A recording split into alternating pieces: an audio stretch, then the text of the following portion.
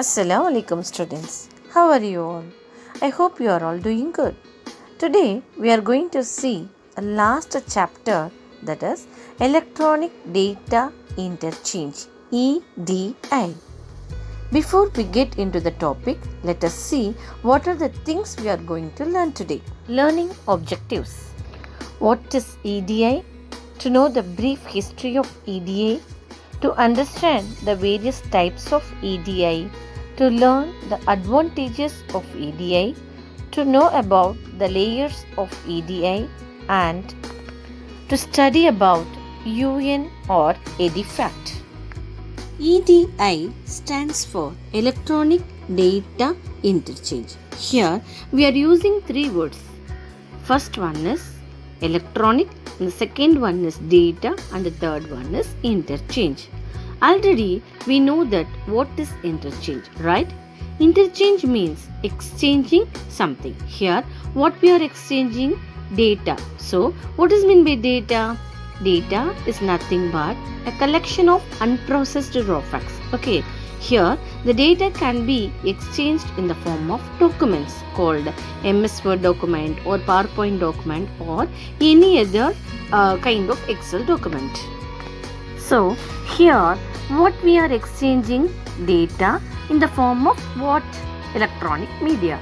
So what are the documents we are exchanging through the internet or any dedicated channel is called EDI, that is Electronic Data Interchange. Look at this picture. Left side is your company and the right side is trading partner. Here we have two different systems with two different trading partners. From your company, you are sending some EDI documents to the trading partner, and from the trading partner or transferring some EDI documents to your company. So, in between two different companies or two different trading partners or two different computers using the EDI systems to transfer the documents in the form of electronic media. So this is called EDI, that is Electronic Data Interchange.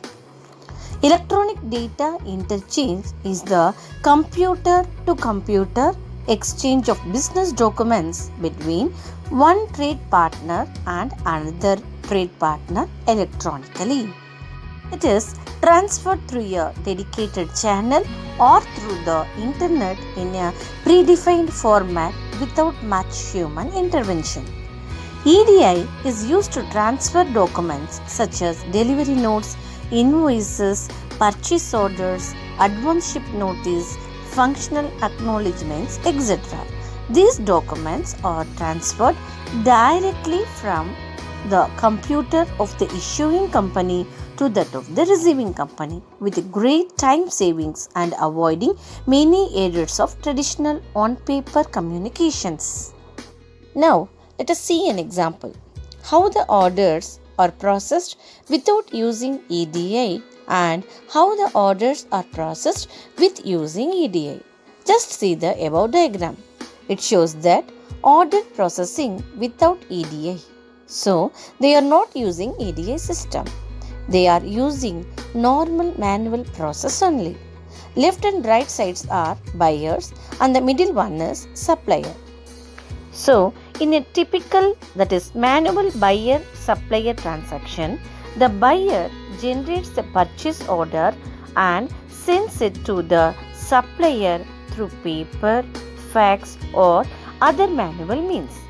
The supplier then enters the purchase order into their system by hand, executes the purchase order, then creates and sends the invoice to the buyer. Then the buyer enters the invoice into their computer systems. Again, all these steps are manual processes. So whether or not the documents travel by paper, fax or other means, this process is time consuming, requires tedious manual data entry. There is a chance of errors and delays and increases the company's cost. So this is the major drawback without using EDI. Then just look at the below diagram. It shows that order processing with EDI. Here also we have buyer and the seller, and in between we have EDI systems.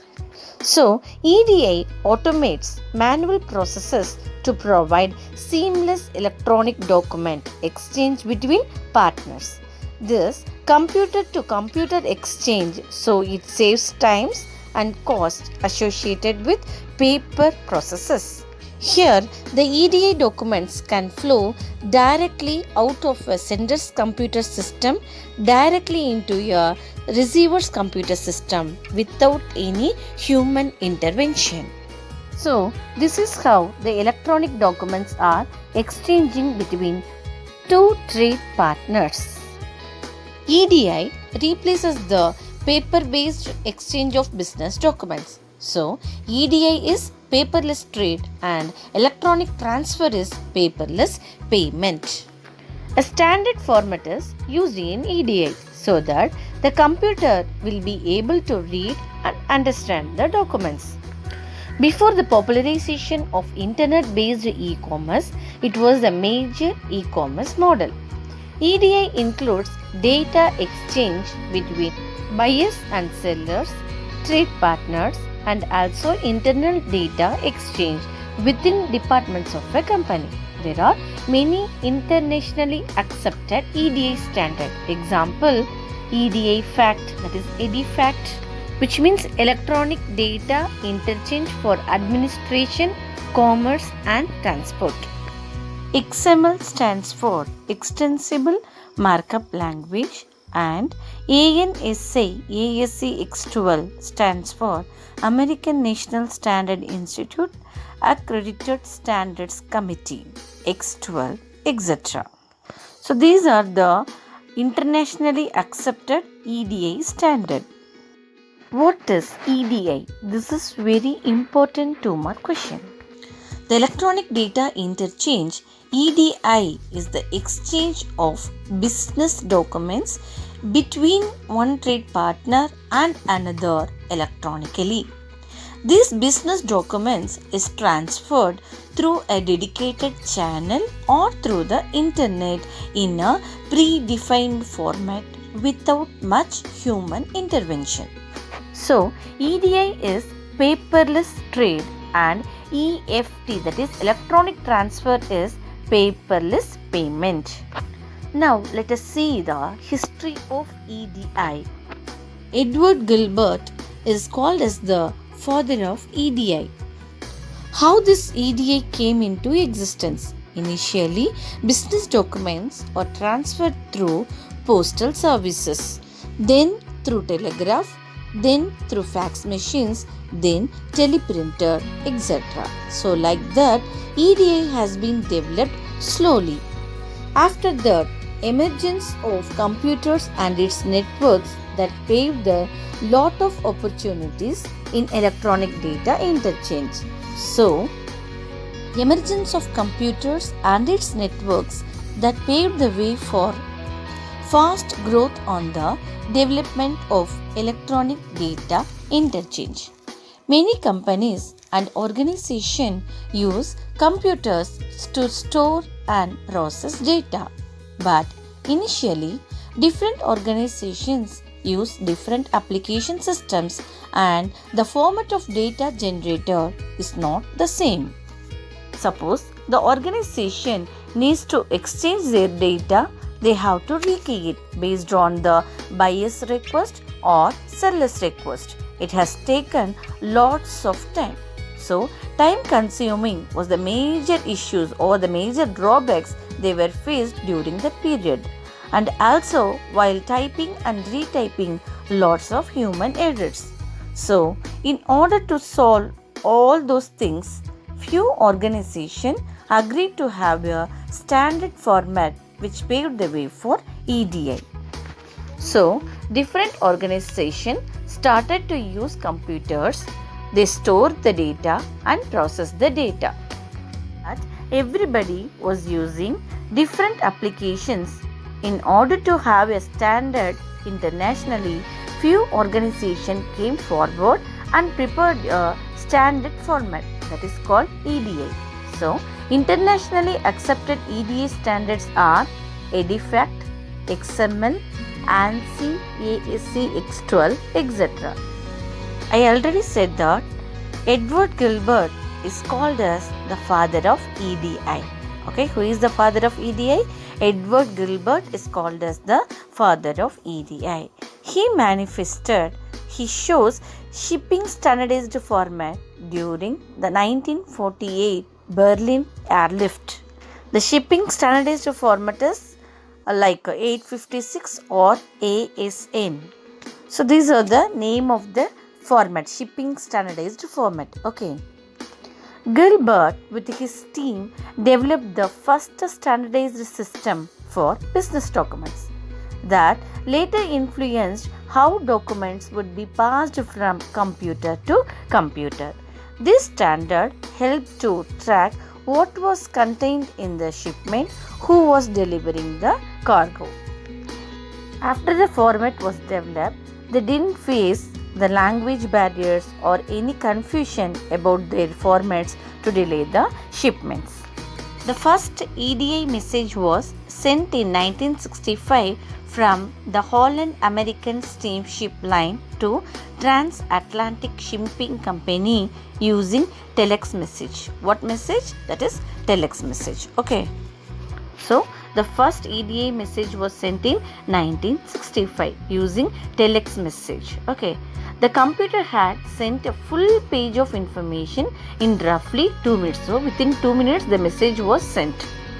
These messages were then written on the magnetic tapes. Why magnetic tapes? So initially they were used floppy disks to store the data. Okay. So these messages were then written on the magnetic tapes that could be loaded onto the another computer. So this is how the first EDI message was sent from one computer to another computer using magnetic tapes. In the earlier days, EDI documents were transmitted electronically by the use of radio teletape, telex messages or telephone. Timeline of EDI, years and developments. In the year 1948, Edward Gilbert manifested shipping standardized format like 856 or ASN. ASN in the sense Advanced Shipment Notice during the 1948 Berlin Airlift. Then in late 1960s, shipping line companies, railroad companies, airlines companies and truck companies of USA were exchanging electronic messages for their business. But these messages were in different formats. As I said earlier, many companies and organizations use computers to store data and process data. But initially, different organizations use different application systems. And the format of the data generated is not the same. So this was the major drawbacks faced in that period. So these messages were in different formats and it resulted problems in transfer of goods. So in 1968, these companies grouped together. Which companies? Shipping line, railroads, airlines and truck companies of USA were grouped together among themselves and formed the TDCC, that is Transportation Data Coordinating Committee. They formed one committee to develop EDI standard formats. Then in 1975, first EDI standards were released by TDCC, of which Edward Gilbert was a major contributor. In 1977, a group of supermarket companies and their business partners began drafting and using an EDI project. Then, in 1978, the TDCC is renamed as EDIA, that is Electronic Data Interchange Association, in 1978. Later in that year, the EDIA was undertaken by the American National Standard Institutes and becomes the ANSI X12 committee. Since then, this committee is responsible for the publication of EDI standard. Later in 1985, UN created the EDIFACT, that is Electronic Data Interchange for Administration, Commerce and Transport to assist with the global reach of technology in e-commerce. So, EDIFACT is the most widely used EDI. So, this is about the brief history of electronic data interchange. Now, let us move on to the next topic, that is EDI types. The types of EDI were constructed based on how EDI communication connections and the conversions were organized. So, based on these two things, EDI were constructed. Now, let us see the types of EDI. Direct EDI, EDI via WAN, EDI via FTP or VPN, SFTP, FTPS, Web EDI and Mobile EDI. Before we will move on to the first type, let us see what is EDI. The electronic data interchange, EDI is the exchange of business documents between the buyer and the seller electronically. This is called EDI. Now let us see the first type, that is direct EDI. Direct EDI is also called as point-to-point EDI. It establishes a direct connection between various business stakeholders and partners individually. So, in direct EDI, there is no intermediator in between two partners. For example, if you want to travel from Coimbatore to Bangalore, what type of bus we will choose? Point to point, because that is too fast and no stopping in between, and also it saves time, right? So, this type of EDI suits to larger business with a lot of day-to-day business transaction. So, this type of EDI suits to larger businesses, not for smaller businesses. Just look at this picture. EDI process consists of 3 steps. First step, prepare the documents to be sent. Second step, translate the documents into EDI format. And the third step, connect and transmit your documents to your business partner.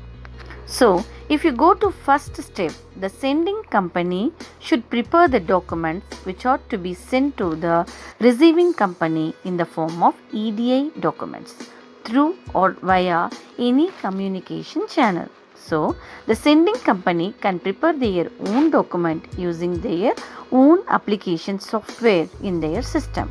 So, once the documents are prepared, those documents must be translated into some standard EDI format with the help of EDI translator. Once the EDI translator translates the business documents to EDI documents, those documents must be sent via any communication software. So, this communication software may be direct or point-to-point communication. They have a dedicated link from the sending company to the receiving company without the involvement of any third party. Finally, it connects and transmits your documents to your business partner. So, this is all about direct EDI. The second type is EDI via WAN. EDI via WAN, that is value added network, is where EDI documents are transferred with the support of third party. Okay, EDI documents are transferred with the support of third party, that is network service provider. Here the third party is involved, whereas in the direct EDI method or point-to-point method, it establishes the direct connections between the trade partners and there is no intermediary or third party involvement between the trade partners. But here the EDI via WAN, there is a third party, that is network service provider. Here the third party is network service providers. Okay. For example, if you want to book a bus ticket or a flight ticket, we will go for consultancy, right? Through which we will get the bus ticket or flight ticket. So, there is an intermediator, right? So, many businesses prefer this network model to protect them from the updating ongoing complexities of network technologies. First, let us see what is WAN. WAN means value added network. A value added network is a company. Okay, it is a company that is based on its own network. It has its own network. It provides or it offering EDA services to other businesses. Okay, so value added network is a company. It has its own network. It provides or it's offering EDA services to other businesses. A value added network acts as an intermediary between trading partners. So, which is the intermediary between the trading partners? WAN, that is value added network. The principal operation of value added networks are the allocation of access rights and providing high data security. Just look at this picture. We have a sending company and a receiving company. Here, the EDA documents are shared between sending company to the receiving company via EDA network service provider. So, here the intermediary is EDA network service provider. Okay. Now, we will move on to the third type, that is EDA via FTP or VPN, SFTP, FTPS. FTP means File Transfer Protocol. VPN means Virtual Private Network. SFTP means Secure File Transfer Protocol or Secure Shell File Transfer Protocol. Then FTPS means File Transfer Protocol Secure. When protocols like FTP, VPN, SFTP and FTPS are used for exchange of EDA based documents through the internet or intranet, it is called as EDA via FTP or VPN, SFTP and FTPS. Here, what is meant by protocol? Protocol is nothing but set of rules. Already we have learnt about this, right? So, when protocols like FTP, that is File Transfer Protocol. So, the File Transfer Protocol is a standard network protocol used for the transfer of computer files between a client and a server on a computer network. So, we have learnt already about this, right? Then, what is meant by internet and intranet? Internet means which will be used globally, and intranet means a private network within an enterprise to share company data and computing resources between the employees. So, internet will be used globally and intranet will be used within the company or within an organization. So, based on these protocols, EDA based documents are exchanging through the internet or intranet. The next one is Web EDI. Web-based EDI conducts EDI using a web browser via the internet. It enables businesses to exchange EDI documents using simple web forms. It replicates paper-based documents as a web form. Instead, the form will contain fields where users can enter information. Once all the relevant information is added, it is automatically converted into an EDI message and sent via secure internet protocols such as FTPS, Hypertext Transfer Protocol Secure, etc. Here, the businesses are allowed to use any browser to transfer data to their business partners. Here, the buyer and the supplier can use any browser to transfer their business data. So, web-based EDI is easy and convenient for small and medium organization. So, this type will not be suitable for large organization or larger businesses where the organization having more number of trading partners. So, this will be suitable only for small and medium-sized organizations. Now, the last type is mobile EDI. When smartphones or other such handheld devices are used to transfer EDI documents, it is called mobile EDI. So, mobile EDI applications considerably increases the speed of EDI transactions. So, mobile EDI uses mobile communication technology like a smartphone or tab to exchange EDI data between parties. It provides 24 into 7 information between a company and its trading partners. Incoming electronic transactions for invoicing, shipping documents, purchase orders, and other documents can be viewed as they arrive directly on smartphone or mobile devices like iPhone, iPad, etc. with an internet connections. So, mobile EDI applications considerably increases the speed of EDI transactions. This is all about the types of EDI. We have 5 types of EDI, that is direct EDI, EDI via WAN, EDI via FTP or VPN, SFTP and FTPS, Web EDI and Mobile EDI. Till now we have seen what is EDI, brief history of EDI and the various types of EDI. I hope you understood these topics. Students, the first part of this lesson ends here. We will see the remaining topics in the next video class. And the assignment of this lesson is briefly explain various types of EDI. So, submit your assignments on time. Thank you for watching this video. We will see you in the next video class. Assalamu alaikum.